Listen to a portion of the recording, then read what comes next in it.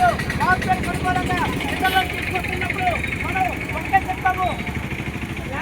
గవర్నమెంట్లో కార్మిక శాఖ మంత్రి జెనీవా వెళ్ళారు.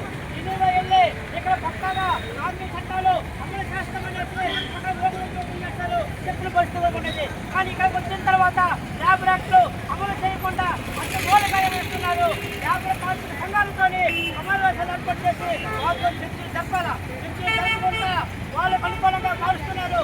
అందుకోసమే మొన్న బడ్జెట్ సమావేశాల్లో అంగన్వాడీలు కానీ ఆశాలు కానీ ఏ రంగానికి సంబంధించి కూడా నిధులు కేటాయించకుండా వాళ్ళకి అనుకూలంగా చేసినారు. నిధులు కేటాయించకపోతే వాళ్ళిద్దరు కానీ చిన్నాళ్ళు కానీ ఈరోజు మన్నాళ్ళు విపరీతంగా పెరుగుతున్న పరిస్థితి కూడా ఉన్నది. అందుకోసమే ప్రభుత్వం నిధులు కేటాయించాలి అని అనుకూలంగా మనము అనేక పోరాటాలు చేస్తూ ఉన్నాం. కానీ ప్రభుత్వాలు ఖర్చులు పెడుతున్నాయి. కానీ రాష్ట్ర ప్రభుత్వం కానీ మన రాష్ట్ర ప్రభుత్వం కూడా 8 గంటల పనిదినం కాదు, 12 గంటలు చేసుకోండి, 24 గంటలు పని చేసుకోండి. కార్మికులు లేబరా యాక్ట్ ప్రకారము ఇక్కడ చేయము, లేబరా రద్దు చేస్తామని చెప్తూ ఉన్నారు. కార్మికులకి